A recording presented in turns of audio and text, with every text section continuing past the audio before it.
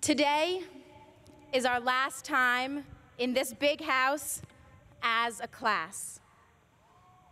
Of course, many of us will be back for alumni weekends. A lucky few will get to come back for parents' weekends. But this will be our last time here all together. Yes, that's depressing. But if we look back to what was for many of us our first time in the big house, September 1st, 2007, we played a little team called Appalachian State. Well, now today seems a little less depressing. Since that game, we have moved closer to the real world. Do we know if we are ready? My dad told me he once asked his father that same question. My grandfather responded, "When you look down, if there are no messy scrapes or bruises on your knees, you're no longer a kid." With no disrespect to my grandfather, being overly cautious is not a product of growing up. It's just called boring. The greatest men and women from our community were the ones not afraid to take risks or get messy. History is a collection of singular moments and powerful lessons that inspired great individuals. In 1912, Raoul Wallenberg was born to a wealthy Swedish family. 18 years later, he enrolled in the University of Michigan's College of Architecture.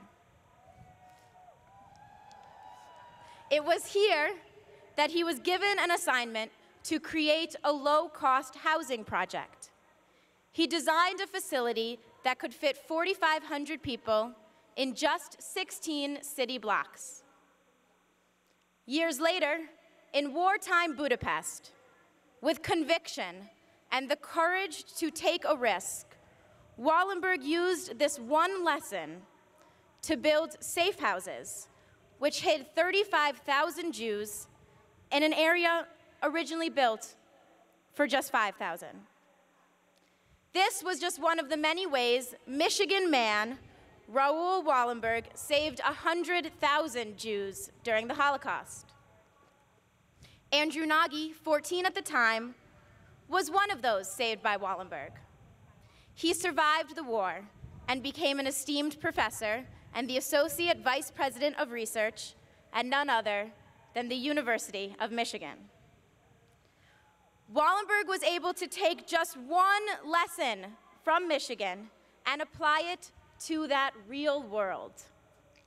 That is what we too can do. We can take a single lesson from our experiences at Michigan and make a difference. So, what are some of the lessons that we have learned from Michigan in the past 4 years? Well, we have learned that Michigan will not, ever, under any circumstances, have a snow day. Maybe you've learned, as I have, that the best professors sometimes come with the longest beards. We've learned, as students held rallies concerning the international uprisings, that no injustice is far enough away to ignore. We've learned how to deal with change. In just 4 years, we have seen 6 different men start a game at quarterback for our football team. The world record for attendance at a hockey game was 74,544, but now, thanks to a 5-0 shutout against that school formerly known as Michigan Agricultural College, is 113,411. The Museum of Art is 53,000 square feet larger. The law school has doubled in size. The Ross School of Business is now orange. AE Pi is AE Phi, and our beloved Touchdowns has become the Blue Leprechaun. Also, we have learned from the experiences of our student body president, Chris Armstrong, that when you do all you can for Michigan, it will do all it can to stand behind you.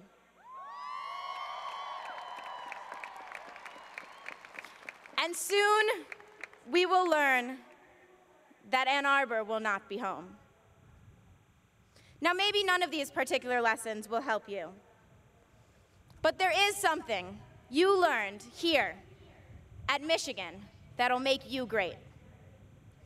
All we must realize, as did Raoul Wallenberg, that by avoiding risks in fear of failure, we've essentially failed already. And with that final lesson, it's our turn to get messy. It's our turn to do something great. It's our turn to make a difference. Greatness stems from great teachings and even greater people. For us, it goes back to one great lesson. It's great to be a Michigan Wolverine. Thank you.